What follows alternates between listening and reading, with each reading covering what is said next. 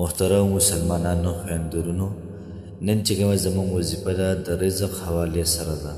موږ به رزق څنګه سیوا کوو او دې سره سره دویمه وظیفه زموږ داسې ده چې د خپل کور حاصلولو دپاره ډېره زیاته بهترین او ډېره زیاته عظیم شانه وظیفه ده.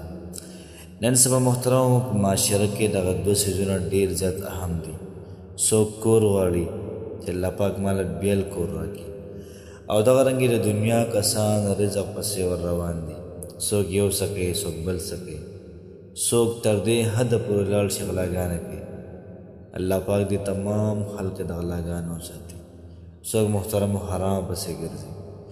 نن چې کومه زموږ وظیفه ده په دې عمل وکړئ، انشاءالله رزق به ستاسو دروازې دا ټکوي. دومره رزق به الله پاک تعالی درکړي، کورونه به الله پاک دله درکړي، کاروبار به درکړي دله انشاءالله العزیز. بسم الله الرحمن الرحیم. شروع کوم د ډیر زیات بخښونکي او د ډیر زیات مهربانه ذات په نوم باندې. زه ګواهي ورکوم د دې خبرې چې د الله پاک نه علاوه د عبادت لایق بل څوک نشته او نبی کریم صلی الله علیه و آله وسلم د الله بنده او د الله پاک رسول دی. نن چې محترمو زمونږ کوم وظیفه ده ډیره زیاته پاورفل او ډیره زیاته د کمال ده. د الله پاک نه دعا ده پروردګار څومره کسان بې روزګاره دي، یا الله پاک روزګار ورکړي وله، که پاکستان کې دي او که دغه رنګې مسافرونه دي.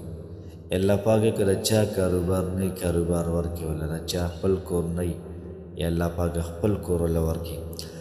الله پاک نبی کریم صلی الله علیه و آله وسلم امتیان دي، کم څه د دوی په حق کې ډېر زیات بهتري الله ورکړي او کم څه زمونږ او د دوی په حق کې بهتر نه وي الله پاک هم نه راکړي.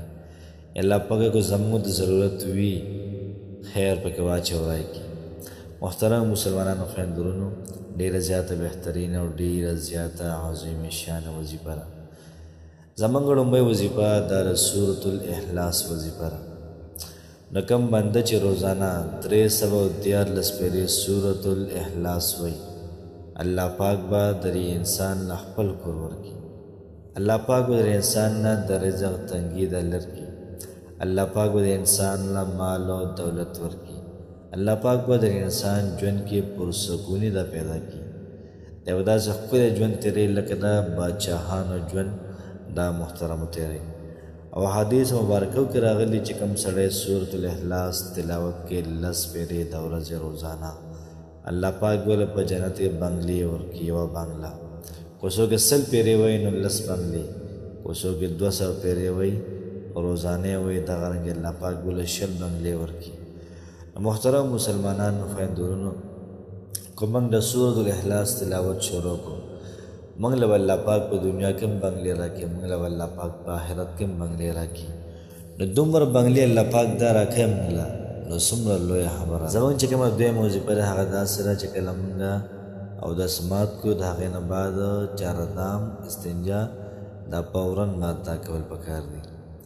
یا ساته محترمو چې کله موږ په اودس کې ګرځو نو زموږ او ستاسو رزق دا به سیوا کېږي، زموږ او ستاسو مال او دولت به سیوا کېږي.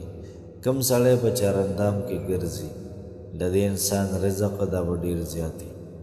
بله پیدا دا شوله چې فرشتې به ورسره محبت کوي، او بله پیدا دا شوله شیطان به د انسان نه یېرېږي. بله پیدا دا شوه چې الله پاک به د انسان سره محبت کوي. نو چې کله موږ اوسېږو په چهاردام کې په اودس کې اوسېږو نو انشاءالله العزیز پیدې دا ډېرې زیاتې وي. یو صحابي دی د پیغمبر صلی الله علیه و آله وسلم روزانه به سورة الاخلاص ویلي. نبی کریم علیه الصلاة والسلام د صحابه کرامو عرض وکړو د الله رسول دا یو صحابي روزانه دغه یو صورت وایي. نبی علیه السلام ورته ویې دا ولې؟ نو هغه وایي زما دې صورت سره ډېر زیات محبت دی.